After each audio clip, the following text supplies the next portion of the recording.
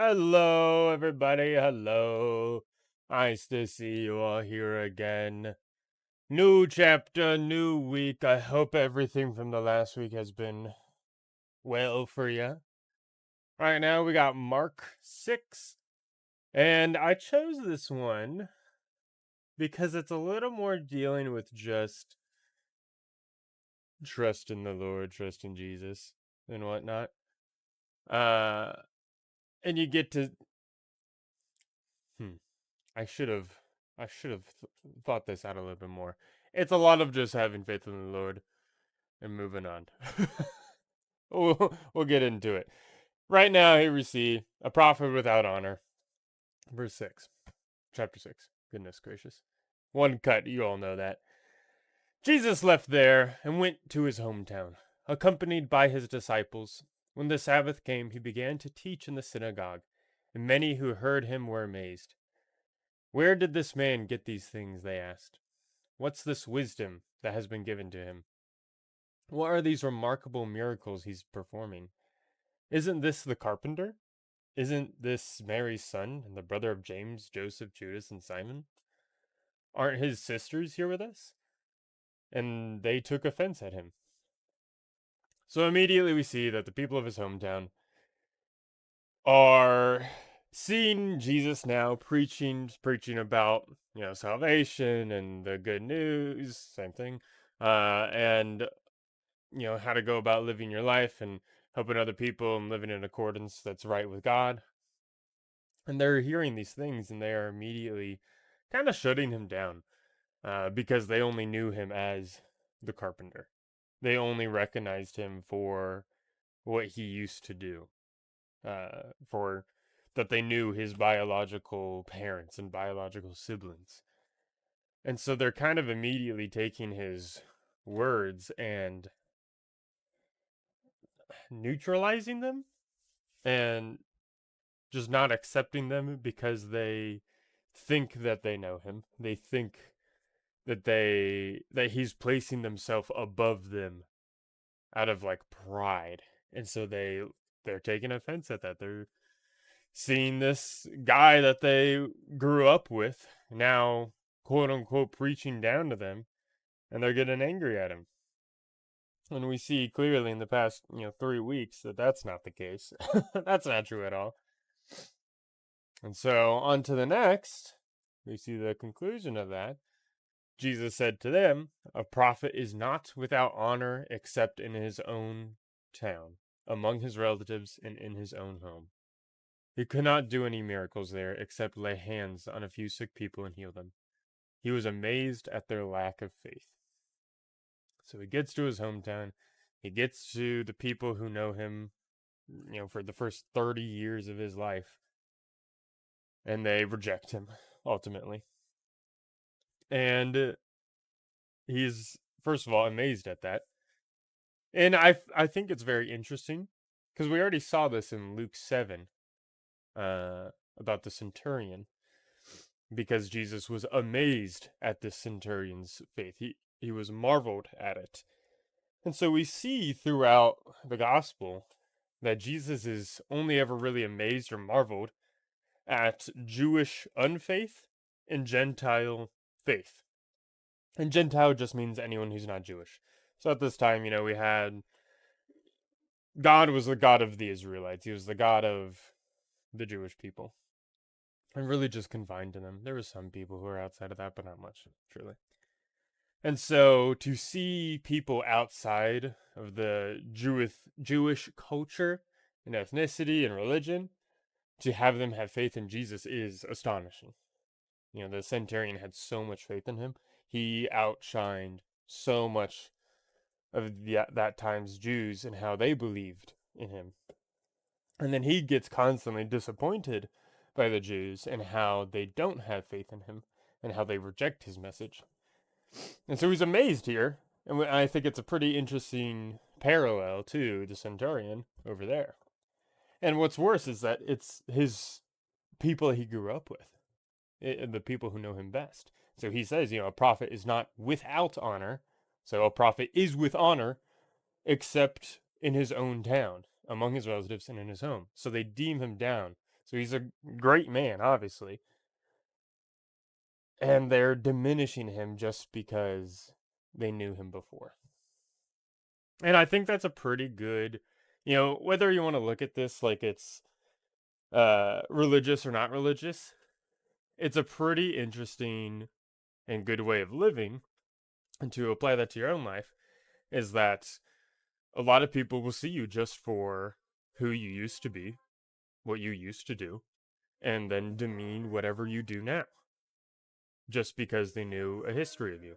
And Jesus didn't do anything wrong in his past life, not quote unquote past life, in his before his ministry began. He didn't do anything wrong.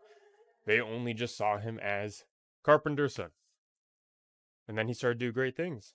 And they refused to see him as anything other than what he was. And so that's a pretty good.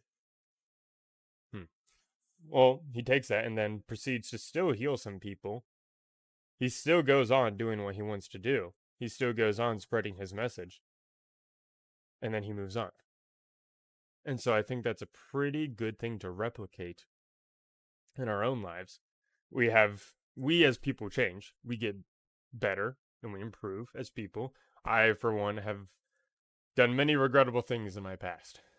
And I have changed dramatically.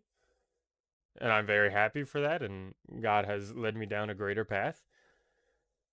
But there will still be people who perceive me for the person I was then.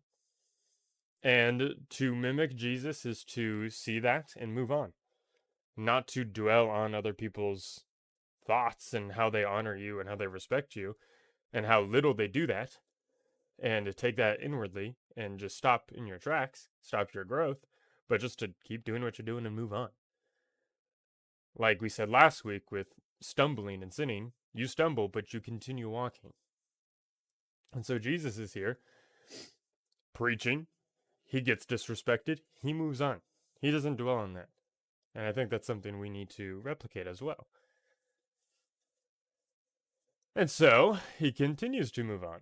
And then we see in this next section here that Jesus wants to then apply that to his disciples. So Jesus sends out the 12.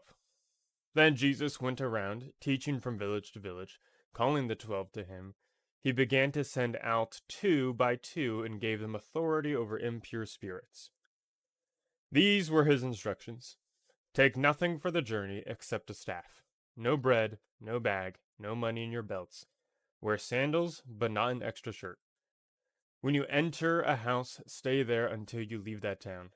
If any place will not welcome you or listen to you, leave that place and shake the dust off your feet as a testimony against them. They went out and preached that people should repent. They drove out many demons and anointed many sick people with oil and healed them. So we see immediately, Jesus then, not immediately, we see Jesus sends out his 12 disciples, 6 groups of 2, and he's saying, don't take anything with you. Whatever you need for your journey, don't take it with you. Because he is assuring them that it will be provided. Wherever they go, there will be a house to stay. They will be fed, they will keep kept warm, and all this. Alternatively, not alternatively, but in addition, in those places where they're rejected, where the people who see them and reject their message do not offer them anything, he's telling them to move on. He's telling them not to waste their time there. He's telling them not to use all of their efforts and their resources and degrade themselves by trying to help a resistant people. He's telling them to move on and find people who want to change, who want to hear this message, who will assist them, who will help them. And I think that's another thing, Christian or not, to strive to be for. To go to places to aspire to help. And then when your help is rejected, to not take it personally and just keep moving forward.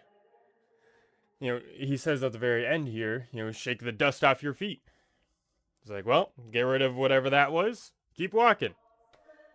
You don't need to be so engrossed in the ideas of what other people are thinking of you. and what other people are doing against you, and just, okay, well, that happened anyway. Whoop, leave. And so on the Christian side of things, we have Jesus sending out the 12, and it's almost like he's preparing them to go and be without him. He's preparing them that, hey, the Lord will be with you. Trust in the Lord, and he will provide. The shelter will come. You can go out, find these things. You will be provided for. You're doing this in the good faith. You're doing this to help other people. You're doing this to spread the good news. I will help you. And we see in history, after Jesus' death, the 12 go out and then proceed to spread the word. Some go to Asia, some go down into Africa, some go to the rest of Europe. Granted, each one of them face miserable deaths later, but that's besides the point.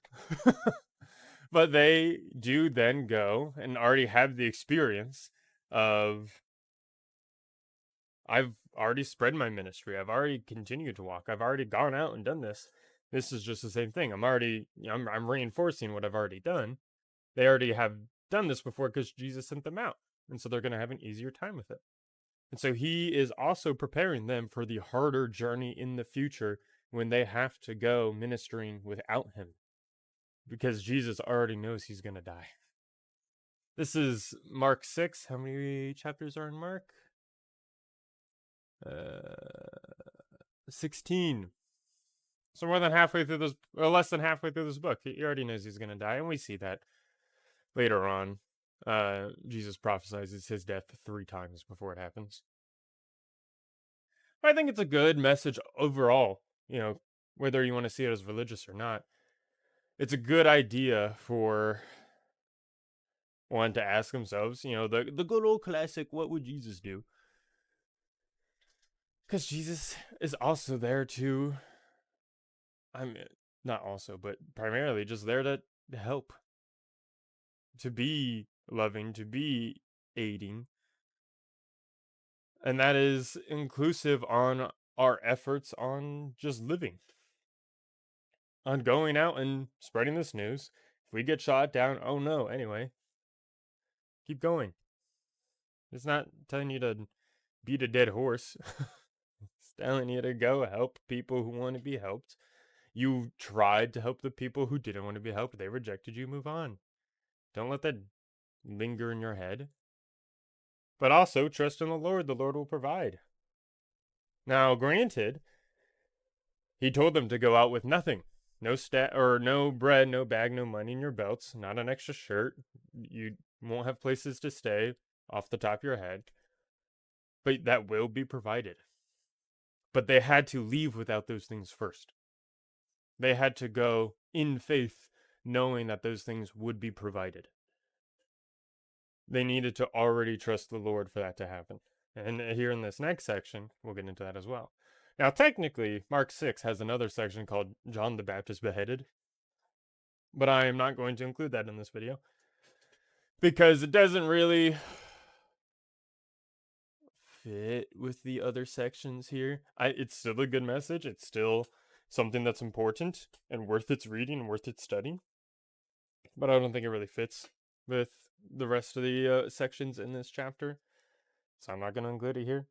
But I'll give you the TLDR. Basically, King Herod has John the Baptist in a prison cell.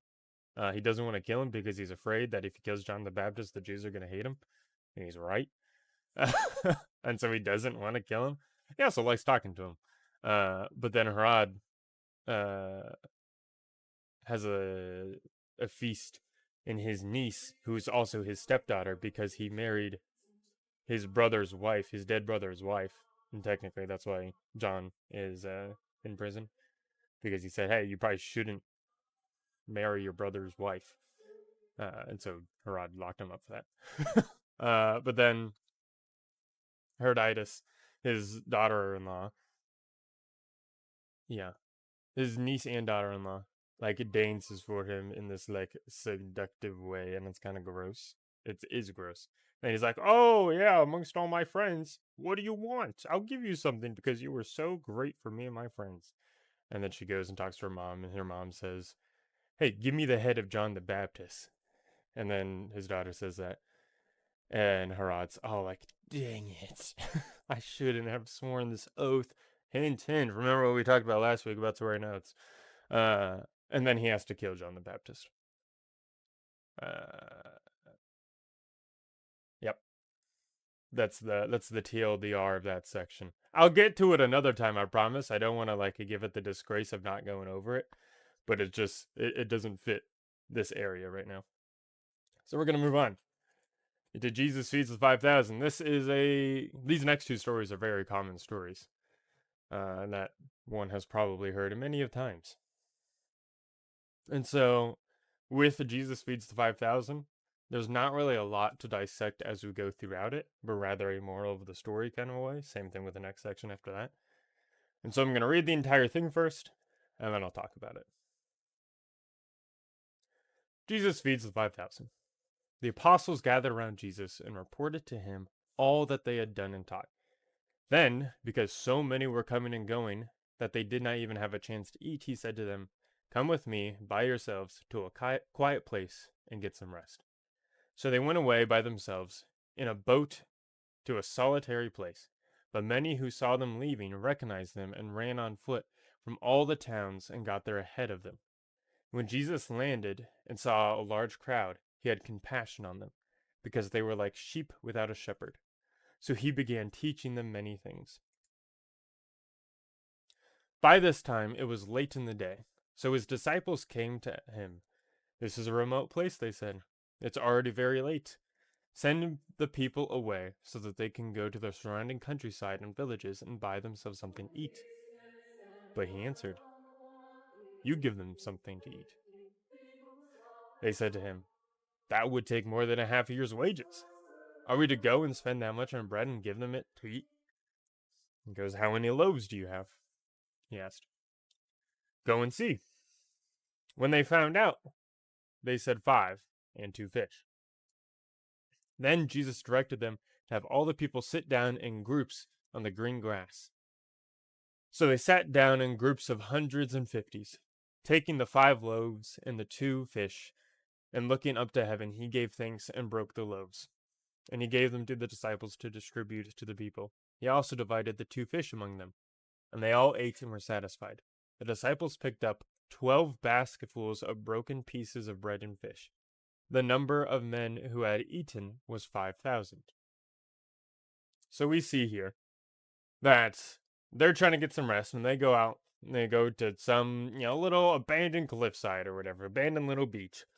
And someone sees them and spreads the word, and they all go over there and they meet Jesus there before they even arrive at the shore. And so Jesus looks at them all and he's filled with love. He sees that they're hungry for him to preach, hungry for him to tell them the good news, tell them how to live and how to love. And he loves that, and he rewards them with that. These people are hungry for faith, and he provides it. And so, by the time it gets late, you got to provide them something to eat. So he's like, "Okay, sure." And he performs his miracle.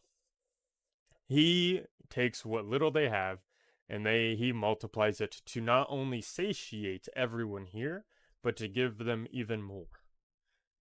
And so I think that goes back on to having, the faith and the trust in the Lord. We see previously in this chapter, Jesus sends out the 12. And they go without anything, and the Lord provides. These people came to Jesus with nothing. They left everything behind. They left their food behind. They did not eat. They did not rest. They could not sleep, whatever. It was already late. They gave up quite a bit. They knew that they were going to suffer for this, and they were going to be hungry, and that they were going to be tired after this, but they wanted Christ. They wanted to see Jesus. They wanted to hear him speak. They had faith in him. And so he provided. He gave them food for this day, for the troubles that they came here, and then he gave them more. So they had their faith in Jesus. He gave them what they needed and more. And that started with them having faith and wanting to come to him.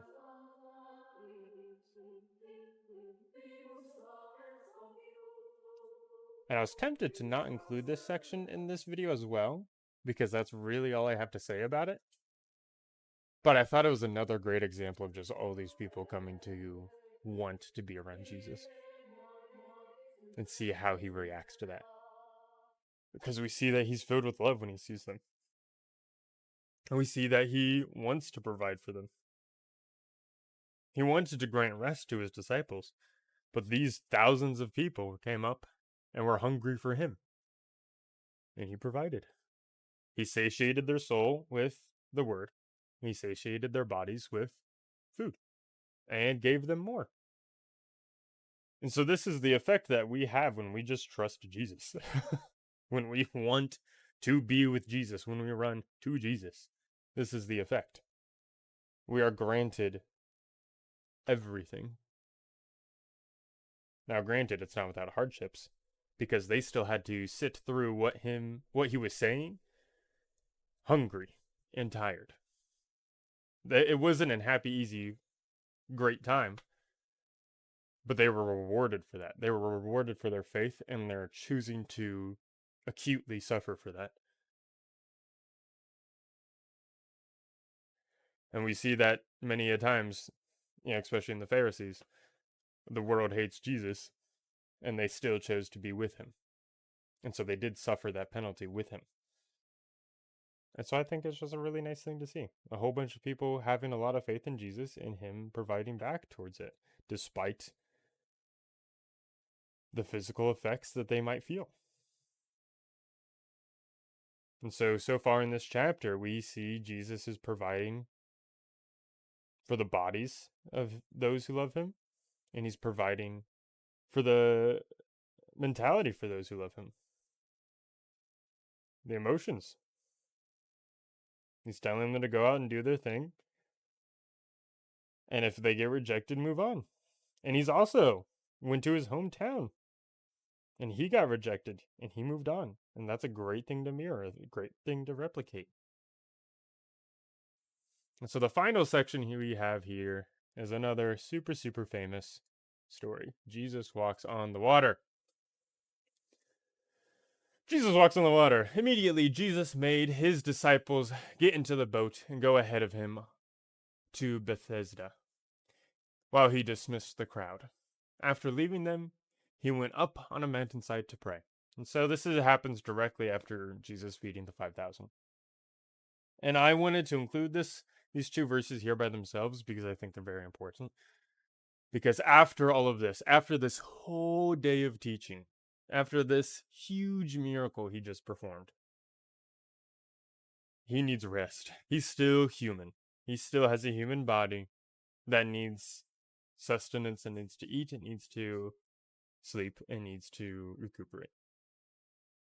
And what does he do when he's exhausted? He prays. And I kind of wanted to include this just as a personal thing against me as well, because I think I need to do this far more as well. I think too often in high times, in times of receiving gifts from God, I praise him. I think not enough when I'm angry or when I'm sad that I go to him. And so that's definitely something that I need to improve on. Is that when I'm exhausted, I shouldn't be turning to a game. I shouldn't be turning to just sleeping. Because I would be more rejuvenated if I just turned to God. And so Jesus says the same thing. Jesus is communing with God the Father. So that's just something that I think should have a little bit more notion on. A little more attention. After that, later that night, the boat was in the middle of the lake, and he was alone on land. He saw the disciples straining at the oars because the wind was against them. Shortly before dawn, he went out to them, walking on the lake. He was about to pass by them, but when they saw him walking on the lake, they thought he was a ghost, and they cried out, because they all saw him and were terrified.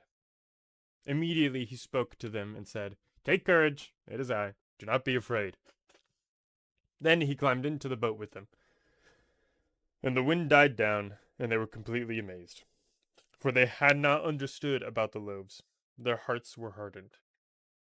So we see here the disciples that he sent on the boat after the 5,000 are trying to get to the other side of the sea.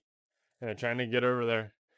And the wind is buffering them the entire time. And they're in the darkness, they're in the light, it's difficult.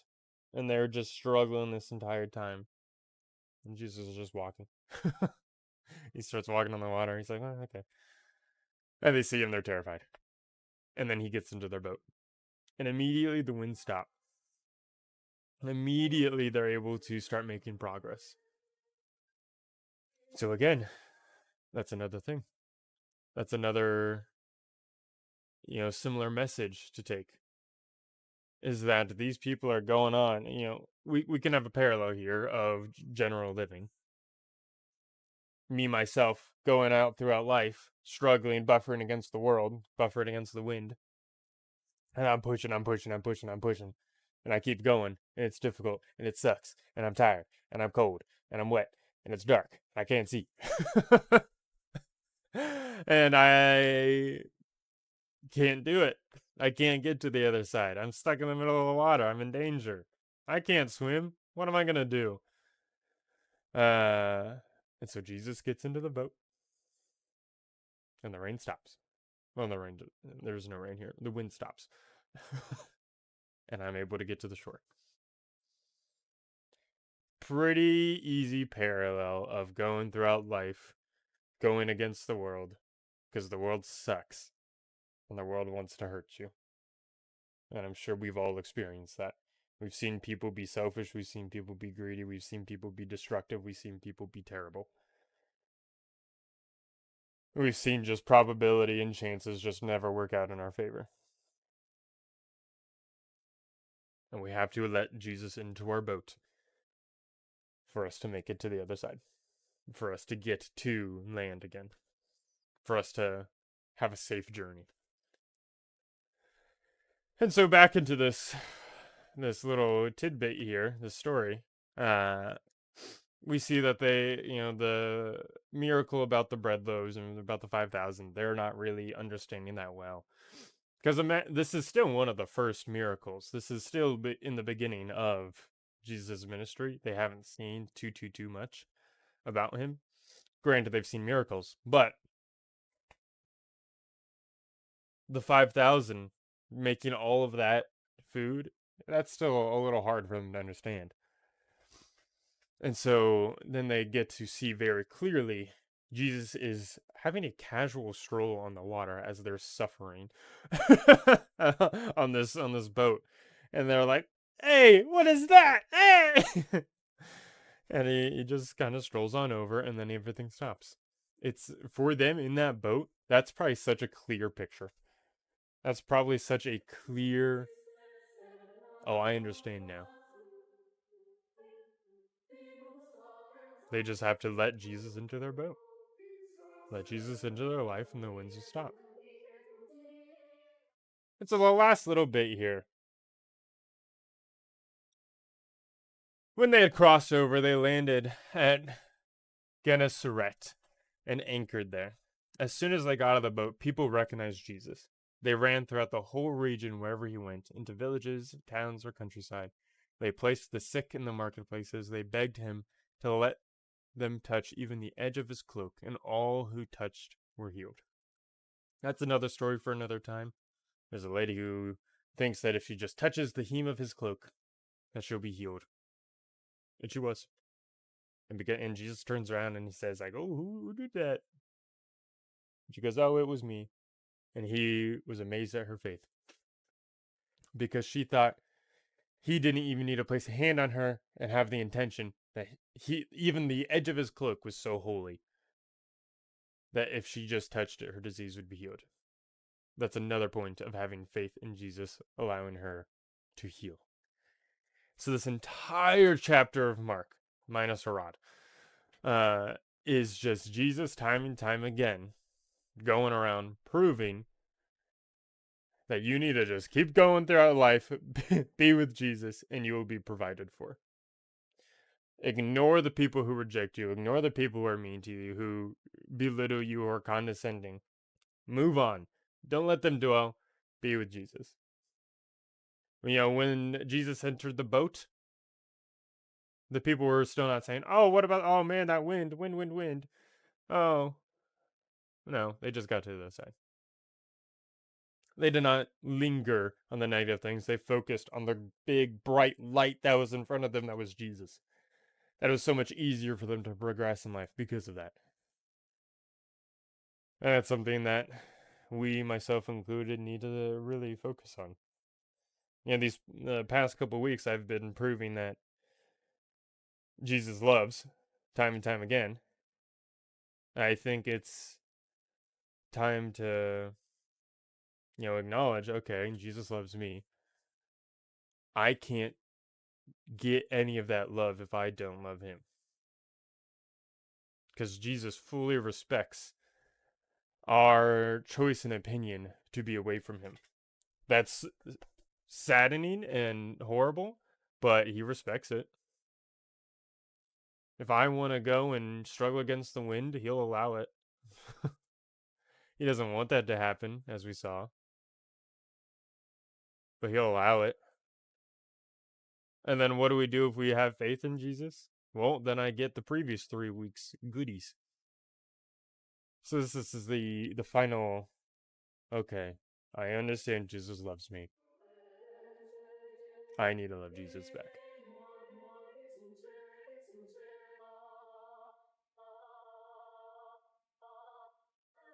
Because faith, I've said I think probably 3 times so far. Faith is not just acknowledging that Jesus was real, that he's the Son of God. It's loving him. It's the faith is the love of Jesus as well.